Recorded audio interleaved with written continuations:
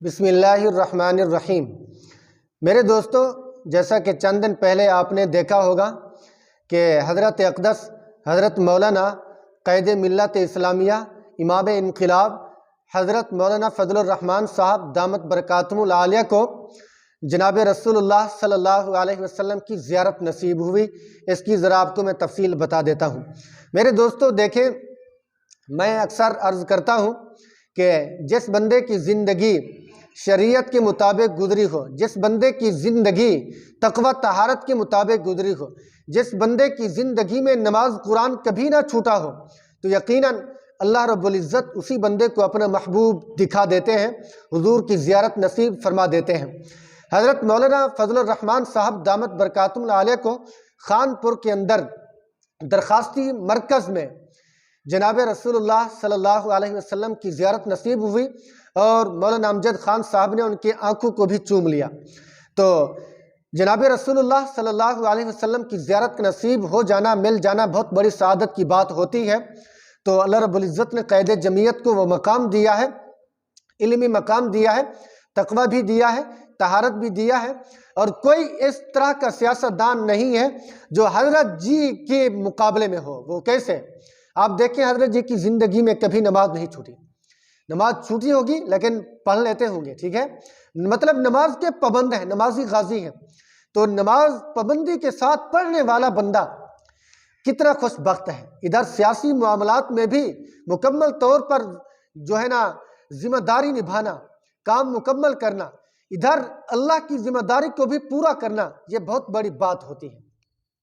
تو حضرت قائد جمعیت دامت برکاتہم العالیہ کو اللہ رب العزت نے وہ مقام دیا ہے کہ شاید جن کی تہجد چھوٹتی ہوگی اللہ والے ہیں، یقیناً ہم اس چیز کا اعتراف کرتے ہیں۔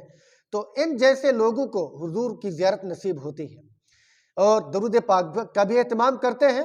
اور میں نے کئی مرتبہ دیکھا کہ کار کے اندر جا رہے ہیں، سفر کی طرف جا رہے ہیں، پروگرام کی طرف جا رہے ہیں، اس کے باوجود بھی موبائل کے اوپر قرآن پڑھ رہے ہیں۔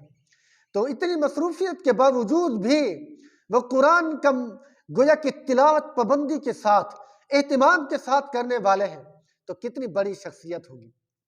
اور کوئی اس جیسا لیڈر، سیاسی بندہ موجود نہیں ہے۔